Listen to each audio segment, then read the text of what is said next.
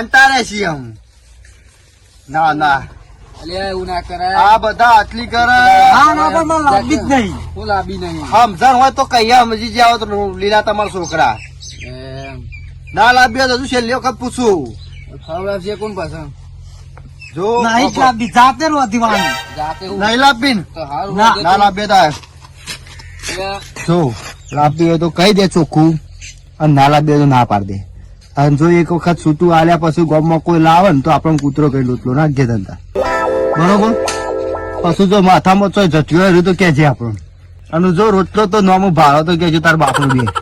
બાકી આજ પછી જો હું છૂટું લાવે ને એટલે ગામમાં કોઈ તમારો રણી ધણી થયો નહીં. આ ચોખ્ખી વસ્તુ હોય. શું કીધું લાવવી હોય તો વિચારીને કહી દે મને કે લાવવી એક નહીં લાવવી. કારણ કે પાસે 15 લાખ રૂપિયા ચોખ્ખા ગણીને મેળ દે અમારા હાથમાં એટલે પછી હું ઉપડું. વાત સાચી. શું કીધું અમે તાર બાપા બેવાન તમારે જોવાનું જે નક્કી કરવું એ કરી લેવડો. કારણ કે હું કંટાળ્યો છું. અત્યારે હવે ગામમાં જવું હોય તો હું તો હંતારીને જવો પડે કે જો મોરવાઈ ચાતા ના હન બહાર